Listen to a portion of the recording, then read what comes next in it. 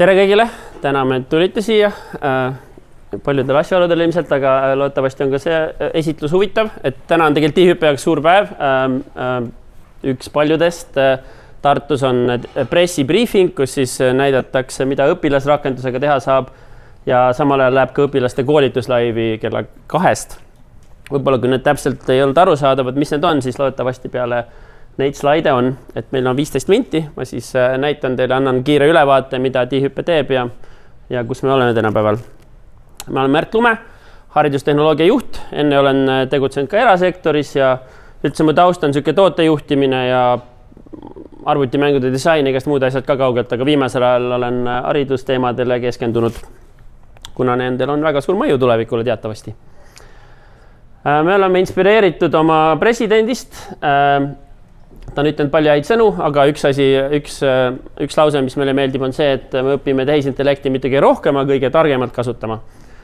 Ja nagu te teate, ilmselt tiihüppe kuulutati välja veebruaris ja me oleme siis püüdnud seda ajakava, mida siis reklaamiti sellega nii-öelda kaasas käia. Haridus ilmselt te teate, võib-olla kellel on lapsed või kes raske on ignoreerida, tehisintellekt osaval õpilasel võimaldab suht ilma kodutöid tegemata läbi saada tänapäeval ja ilmselt ka tunnis. Ja see on siis igal haridusastmel probleem. Eriti läheb ülikoolides teravaks, aga juba ka keskkoolides ja meil on võimalus, kuna Eesti on põhimõtteliselt selline prototüüpriik, et me oleme väike, me saame niimoodi teha kohe rahvuslikul tasandil suuri asju, et siis meil on siin võimalus olla üks teerajajatest. Ja me võiks ka mitte midagi teha, et nagu palju tehnoloogiaid tuleb, neil läheb väga hästi ja need, kes on juba seal üleval ja motiveeritud, nendel läheb veel palju paremini. Aga selline enamus inimesi või enamus nii-öelda potentsiaalseid kasusaajaid jääksid välja. Et seepärast ongi meie suur motivatsioon midagi teha, ongi sellepärast, et õpetajad saaksid oma tööd optimeerida, saaksid personaliseeritud lähenemisi rohkem luua, saaksid tegeleda nende asjadega õpetamises, mis on tõesti olulised. Et õpilased tegelikult, kui nad delegeerivad ära oma kodutöö tegemised ja igast muud ülesanded, nad tegelikult ei õpi nagu üldse mitte midagi ja meie sellel nii-öelda uuemal ajastul koos selle tiihüppega on ka võimalik siis nii-öelda kaasa anda palju selliseid 21. sajandi oskusi ja üldse ka ennastjuhtimise oskusi, teada üldse, millised õpistrateegiad sulle, mis sinuga töötavad, et sa oskaksid endale vajalikke asju ise õiges järjekorras ka õpetada. Ja paljuski need tehisintellekti igasugused agendid ja nii-öelda õpetaja sellised tuutorid, ütleme, et nendel on siin suur roll. Ja kolmas me vaatame ka ebavõrdsust, et see on muidugi suur sõna ja siin me ei saa öelda, et me oleme nüüd mingisugused ülisuured kääride vähendajad, aga siiski võib mõelda üldse tehisintellektist kui tehnoloogiast, mis põhimõtteliselt lubab igal inimesel lihtsalt trükkida midagi, peljate sõnadega panna arvuteid tegema suuri asju. Ja sellist, et mõnes mõttes, kui nüüd inimesed oskavad seda kasutada, siis see võib suurendada ka sellist, või võib anda paljudele, ütleme, inimestele, kes on ebavõrdsemas positsioonis, ütleme, eriti hariduses palju võrdsemad võimalused. Et näiteks kui sa oled kuskil maakoolis, võib-olla ei ole kõiki õpetajaid asju, mida sa tahad, et sa saad seda siis nii-öelda digitaalselt järjest parema kvaliteediga. Ja meil on siin ka juhtivad Eesti haridustehnoloogid, hariduspsühholoogid Paadis ja Jaan Aru juhtimisel siis teadlased ja põhimõtteliselt juba mitmed aastad seda on selgitatud päris hästi, et kui me üldse midagi tee, siis see õppimise nii-öelda tase keskmisel õpilasel ikka käib kõvasti alla. Ja siin on meie enda Tallinna Ülikooli siis Mikk Randström ja Piret Oppi nüüd on ka meil tööl, tema on õpetajate suunajuht. Et temad siis tegid sellise uurimuse, kus nad leidsidki, et pooled gümnaasiumi õpetajad siis 2025 algusest tuli see välja, kasutavad tehisintellekti ja põhikoolist on see 66%. Ja praeguseks me võime öelda, et juba ütleme peaaegu 60% kõikidest gümnaasiumiõpetajast on liitunud nagu tiihüppe, ütleme, tööruumiga. Et me oleme juba neid numbreid palju üles saanud. Loomulikult pelgast kasutamisest ei ole kasu või pelgast nagu sellisest, ütleme, aktiveerimisest ja ringi vaatamisest, aga just nende muude kogemuste, muude oskuste lisamisel sinna me näeme väga suurt väärtust. Ja enamjaolt siis, mis ka Granströmi opi avastasid, on see, et kaks põhilist faktorit on, kas kasutatakse, mis ennustab, kas õpetaja tahab kasutada tehisintellekti tööriistu või mitte. Üks on see, et kas ma üldse nagu olen valmis, kas ma oskan, kas ma õpin selle ära. Ja teine on see, et kui ma õpin selle ära, et kas siis on tegelikult mingit kasu ka. Et need kaks uskumust on siis need, millega me töötame. Ja vanusel ei olnudki tegelikult nagu erilist vahet. Et on muidugi meie programmijuht Ivo Visak, kellele meeldib rääkida, kuidas tal on seal, ta oli Saaremaa kooli direktor, Saaremaa gümnaasiumi direktor 5 aastat, kuidas põhimõtteliselt tal on seal paar õpetajat, kes on Osmo, Ivo, lähen pensionile ära, mul on 2 aastat veel, et ära tule siin oma D-hüppega. Aga üldiselt ikkagi see iga ei ole nagu määrav üldsegi. Ja õpilaste suunal on meil siis, meil on kohe varsti ka endal tulemas veel nagu täpsemad ja värskemad andmed ka gümnaasiumi astmest, aga hetkel on jah, et viimane uurimus ongi 2500 last, eks ju 3.–9. klass, juba 2/3 neist oli kasutanud viimase kohe jooksul mingisugust tehisintellekti tööriista. Ja see on, jah, põhjused on nagu ikka, et aja kokkuhoidmiseks teha asju lihtsamaks, aga see on suht, ma arvan, arusaadav, kellel on lapsed, et see ei valmista üllatust. Ja meie enda siis ka selline, et meil on selline test praegu käimas õpilasrakendusel, et meil on ütleme seal 700 õpilast, siis meil õnnestus saada 418 kiiret vastust ka neilt ja see kinnitas sama, et ma põhimõtteliselt 90% neist kasutab rohkem kui kord nädalas ja 80% siis õppimiseks see hulgas. Ja põhikasutusjuhud samuti, et aega säästa, no ikka optimeerida aega neid aineid, mida sa üldse ei viitsi arvata, ei ole vaja, need lihtsalt saad nii-öelda läbi lasta.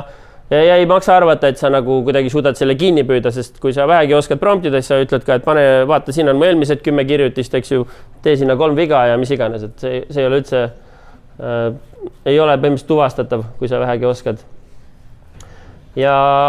Aga on ka, et lootust andvad nagu põhjused on, et abi õppimisel ja arusaamisel, sest on kindlasti, eks ju, mingi teema ei segaseks, et nagu me teame, et õppimine toimub siis, kui sul on eks ju endal mingi kogum teadmisi elus ja sa kinnitad sinna külge järjest, et kui sa kuuled midagi, siis see peab nagu haakuma sellega, mida sa juba tead, muidu ta põhimõtteliselt tundub nagu ebarelevantne ja sul läheb ta meelest üsna tõenäoliselt. Et see abi õppimisel ja arusaamisel, et see on ka väga, see ongi nagu see, mis meile meeldib, et me tegelikult tahaks, ta oleks seal päris tipus. Ja siis meile endal teeb nalja, et kui me küsime, et mida te ootate meie AI rakenduselt, sest paljud õpilased ütlesid, et mitte midagi ei oota. Nii et see on ka hea. Nii. Ja siis siin on ka mõned, kellel meeldivad kastid ja mudelid, siis põhimõtteliselt, et kui meil on kommertsmudelid, siis ma pärast näitan ka, kuidas see näide välja näeb, aga põhimõtteliselt meil on kommertsmudelid annavad suure pika vastuse korraga, eks ju, õpilased ei viitsigi lugeda seda tihti peale ja ta nagu ei ole, ta põhimõtteliselt annabki sulle vastuse ära, et ta ei soodusta nagu mõtlemist, vaid sa ise nagu midagi oma endale interpreteeriks ja enda mällu siis lõpuks talletaks ja aru saaks päriselt. Ja siis see ideaalsem mudel on see, et kui sul on juba aimu, kuidas see õppimisprotsess käib ja sa tead, et see on sulle hea, põhimõtteliselt tead, kui sa juba tead ja sa juba oskad mõelda sellest, et ma tegelikult õpin selleks, et ma tahan õppida, et mõned õpilased juba arvavad nii ja see on okei. Nendel me ilmselt siin ei tee suurt revolutsiooni, aga väga palju on, kes ei ole nagu sealmaal endaga. Ja tegelikult siin on ka õpetajate selline, me õpetada midagi super, aga mingites asjades nad ilmselt saaksid nagu sellise viimase teadmuspõhisusega ka natuke paremaid tulemusi veel. Ja ühesõnaga pikk jutt siin probleemist, aga et meie idee on siis, programmi idee on see, et me anname tehnoloogia, me õpetame, kuidas kasutada ja siis sinna lõppu see kõige raskem 3. kiht on aga see õpetamise ja õppimise selline ümbermõtestamine ja õpioskuste teke. Et me tahame jõuda sinna. Et niisama tööriistu võib anda, see ei ole mingisugune eriline kunst, aga me tahame just jõuda sinna peamise kihti. Ja kui me ise oleme seda viimane kord, kui me püüdsime defineerida, et mida me siis täpsemalt teeme, siis me jõudsime siia, et me võimestame Eesti noorte õpioskuste arengut ja see eesti keele ja kultuuri konteksti kohaselt, see on ka oluline, sest pikemas perspektiivis meil on kindlasti vaja kas kuidagi jõuda niimoodi sinna, et me töötame tihti palju koos Eesti Keele Instituudiga, et meil on siis eesti keele igas mudelis tema kvaliteedi tõstmiseks juba olemas tööriistad, et meil on need igasugused klassifikaatorid ja hindajad ja nagu see keelekorpus, mis me siis saame igale uuele mudelile tema versioonile ette anda, et me saaksime lihtsasti peenhäälestada seda mudelit paremale eesti keele tasemele. Sest ühesõnaga, see on eraldi presentatsioon. sellest võib-olla teinekord pikemalt.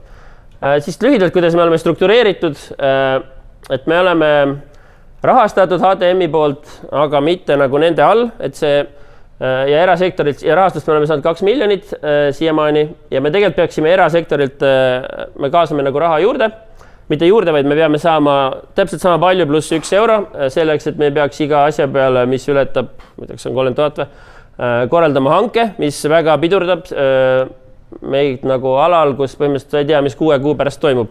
Et kui me peaksime tegema pikemaid hankeid iga sammu jaoks, siis oleks väga raske seda tiihüpet läbi viia nii kiiresti, kui teda oleks vaja läbi viia. Ja ma seda võib-olla alguses ka ei maininud, et tegelikult tiihüpe on juba ära toimunud, et ta toimus põhimõtteliselt ära 2,5 aastat tagasi, õpilased kõik hüppasid ja siis ülejäänud nagu peaks järgi hüppama. Jah, et nii, meil on selline võimekas tiim, aga kihvt on, me hakkasime juunis tegutsema ja juba alguses tunduski, et meil on nagu mingisuguses action filmis, et kõik tulid kuskilt kivi alt välja, et suure ja ülla missiooni eest muidugi ma ühinen.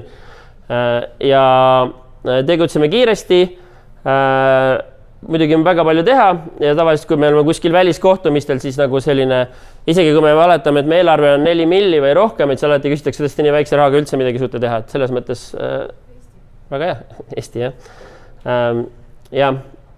Ja meil on loomulikult nõukogu ja teadlased ja võib-olla ma räägin natuke lähemal ka, et meil on piirkonna juhid samuti, et selles mõttes, et inimeste võrgustik on suurem loomulikult, kes seda läbi viib ja paljud neist on väga nagu respekteeritud tegijad omal alal, aga põhimõtteliselt tiim on suht selline tuumik on selline.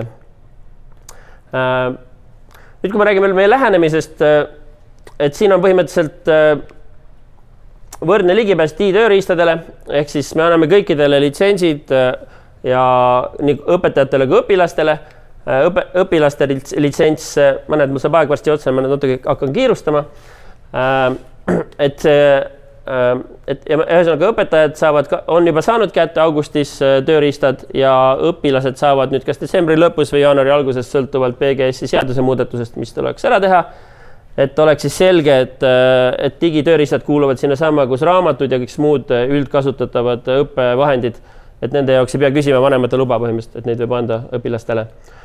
Siis digikirjaoskus on järgmine tase, me põhimõtteliselt õpetame kasutama tööriistu ja kolmas on siis see õppimise ümbermõtestamine, millest ma enne rääkisin. Et meil on ka need slaidid, kui kellelgi on pärast huvi vaadata, et siin on asjad, mida me mõõdame täpsemalt ja siin on nagu suurem strateegia taga nendel kõikidel komponentidel. Ja see aasta me siis läheme 10.–11. klassiga, 20 000 õpilast, 4800 tegelikult õpetajat.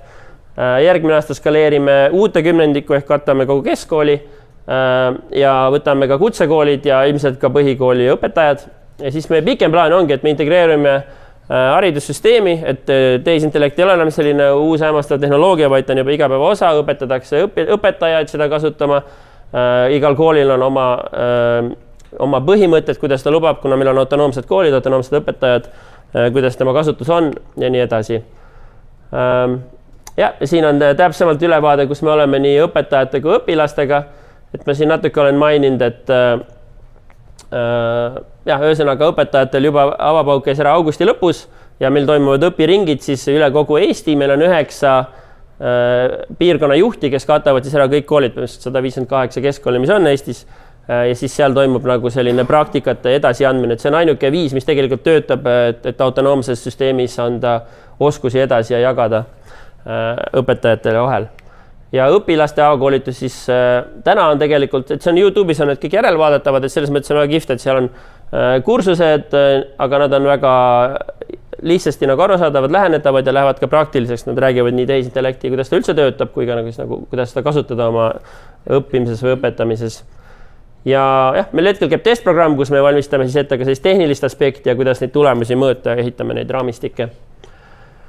Õpilaste mudel kiiresti, meil on oma hindamiskriteeriumid, ta põhimõtteliselt peab erinema siis sellisest kommertsmudelist sellega, et ta soodustab õppimist ja kuna lüppan siin veidi üle, kuna mul siin aeg on läheneb, aga põhimõtteliselt kui sa hakkad nagu küsid küsimusi, näiteks miks Eesti ühines Euroopa Liiduga, siis kommertsmudel annab sulle niisuguse vastuse, mis on nagu Wikipedia leht ja siis kui sa siin küsid nagu meie mudeliga, õpilase mudeliga, siis hea küsimus ja siis hakkab sind kohe julgustama ja nii-öelda küsimuselt vastu ja nagu arendama vestlust, kus sa teed ise mõtled kaasa väga palju ja sul jääb kõik täpsemalt meelde ja sa ise nagu suunad ka veel edasi. Et seda käitumist, seal on palju mõõdikuid ja me niimoodi reaalajas hindame ja siis täiustame oma seda mudelit ja keda tehnilisemalt huvitab, siis see on selline süsteemiülene master prompt, mis siis OpenAI-ga meil on tihe koostöö, sama ka Google'iga, aga peamiselt see aasta läheme OpenAI mudeliga, mis siis võimaldab meil seda prompti nagu kasutada üle kogu kõikide õpilaste üle kogu tööruumi, kus õpilased on. Et sama on siis mis iganes matemaatikad, ükskõik millest sa räägid, eks ju, et siin sa saad Wikipedia lehe ja siit hakkab käima vestlus ja see on päris kaasaarav tegelikult, kui sa hakkad ükskõik millestki rääkima, sul on nagu mõnus vestluspartner, kes sind moodi utsitab ja motiveerib ja kui sul midagi meeldi, tunneb kaasa, nagu ikka, aga ta on nagu, ei ole nii nagu siuke pugeja, nagu see ChatGPT on, et ikka nagu, jah. Vot. Aga ongi kõik, et põhimõtteliselt me arvame, et see on üks suurimaid ulatuslikumaid muutusi, mis Eesti haridussüsteemis on kindlasti loodetavasti ka Eesti tulevikku, aitab kaasa palju ja mis ikka, loodame, et läheb hästi. Aitäh!